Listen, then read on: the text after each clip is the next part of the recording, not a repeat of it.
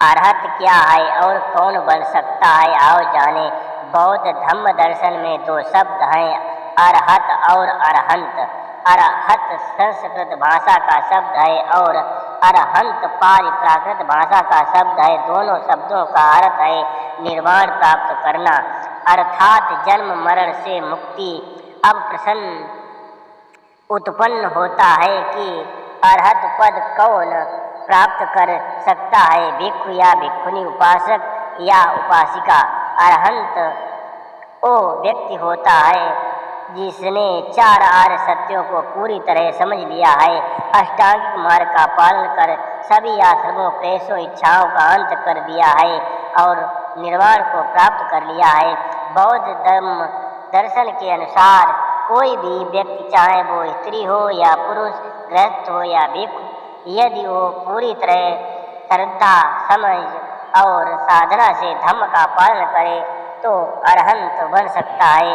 Number 2, Arhant या अरहत के गुण।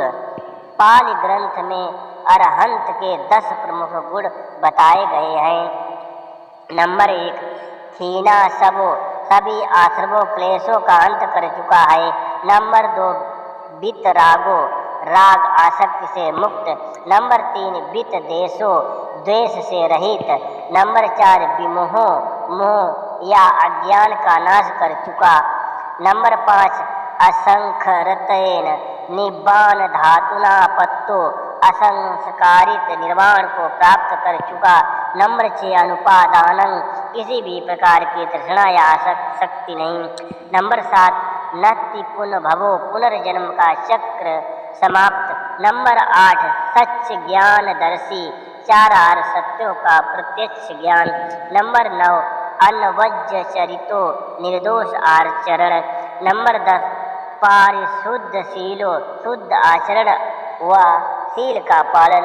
नंबर 3, क्या केवल बौद्ध भिक्षु ही अरहंत बन सकते हैं? उत्तर, नहीं, केवल भिक्षु ही नहीं बल्कि उपासक गृहस्थ पुरुष और उपासिका गृहस्थ महिला भी अरहंत बन सकते हैं। पाली ग्रंथों में कई उपासक और उपासिकाओं का उल्लेख मिलता है जिन्होंने अरहंत प्राप्त किया।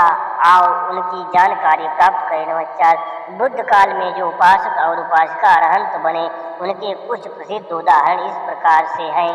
उपासक गृहस्थ पुरुष। चित्त उपासक धम्म के गहरे ज्ञाता और बुद्ध के प्रिय अनुयायी। हत्तक आडवक, अत्यंत विनम्र और उदार उपासक। उपासिका गृहस्थ महिला। खजुतरा, एक सेविका है जिसने बुद्ध वचनों को सुनकर अरहंत प्राप्त किया।